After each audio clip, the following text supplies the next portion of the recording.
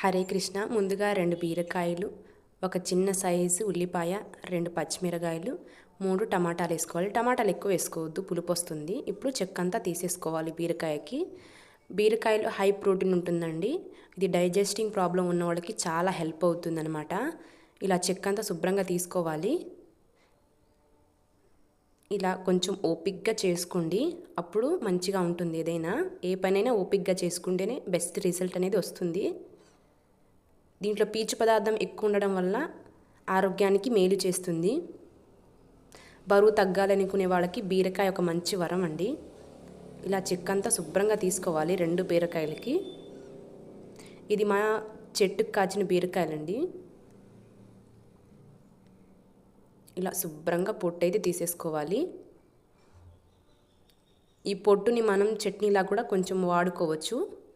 బరువు తగ్గాలనుకునే వాళ్ళు ట్రై చేయండి. దీన్ని కోసుకొని ముక్కల్ని అయితే టేస్ట్ అయితే చేయాలి. తీపి ఉంటేనే వాడాలి, చేదు ఉంటే పడేయాలి. దీన్ని మనం చట్నీలా కూడా వాడుకోవచ్చు. ఇలా చిన్న చిన్న ముక్కలుగా కట్ చేసుకోవాలి.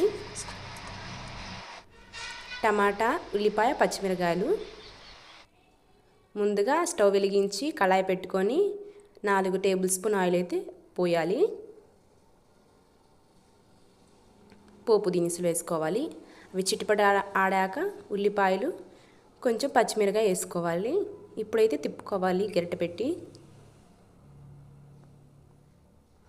సరిపడా ఉప్పు వేసుకోండి. బీపీ షుగర్ ఉన్న వాళ్ళు అయితే కొంచెం ఉప్పు అయితే తగ్గించుకోండి.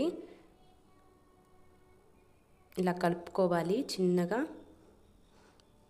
ఇప్పుడు మూత పెట్టేసి కాసేపు మగ్గనివ్వాలి.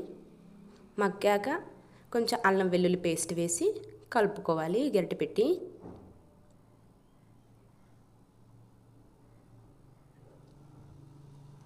ఇలాగా వీడియోలో చూపిస్తున్న విధంగా కలుపుకోండి. మూత పెట్టేయాలి. మూత తీసి తర్వాత బీరకాయల ముక్కలు అయితే వేసుకోవాలి.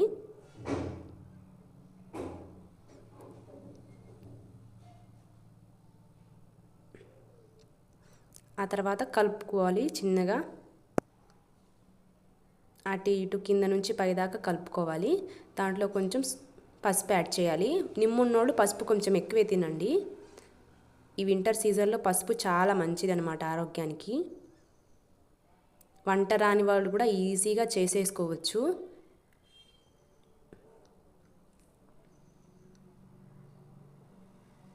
ఇలాగ చక్కగా కలుపుకొని మూత అయితే పెట్టేసుకోవాలి.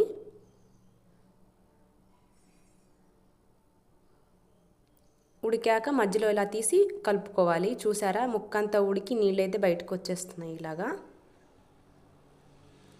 ఫ్లేమ్ని హై ఫ్లేమ్లో పెట్టుకోండి ఎప్పుడు. ఆ తర్వాత తీసి కలుపుకోవాలి. చూడండి, ముక్క అయితే ఉడికిపోయింది. వాటర్ అంతా బయటకు వచ్చేసింది. టమాటాలు యాడ్ చేసుకోవాలి. యాడ్ చేసుకొని ఇలా కలుపుకోవాలి. పెట్టేసుకోవాలి. తర్వాత తీసి ముక్కలు చక్కగా ఉడికేశాక టమాటా ముక్కలు కూడా చక్కగా ఉడికిపోయి గుజ్జులా అయిపోయింది. ఇప్పుడు తీసి చక్కగా కలుపుకోవాలి. బాగా కలుపుకోవాలి. అప్పుడే కూర మంచిగా వస్తుంది. కింద అడుగు అంటుకోకుండా అయితే ఉంటుంది. ఇప్పుడు సరిపడా కారం అయితే వేసుకోవాలి. మీ టేస్ట్ తగ్గ కారం అయితే వేసుకోండి. మూత పెట్టుకోండి. కాసేపు ఉడికాక కలుపుకుంటూ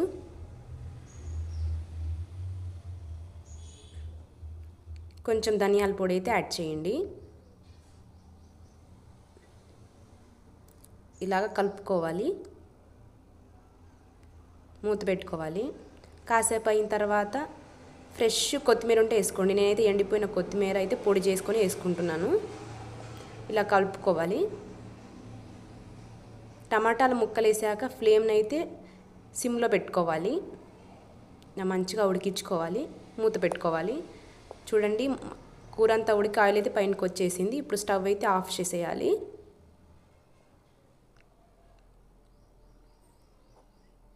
వీడియో నచ్చితే లైక్ చేసి సబ్స్క్రైబ్ చేసుకోండి. జై శ్రీ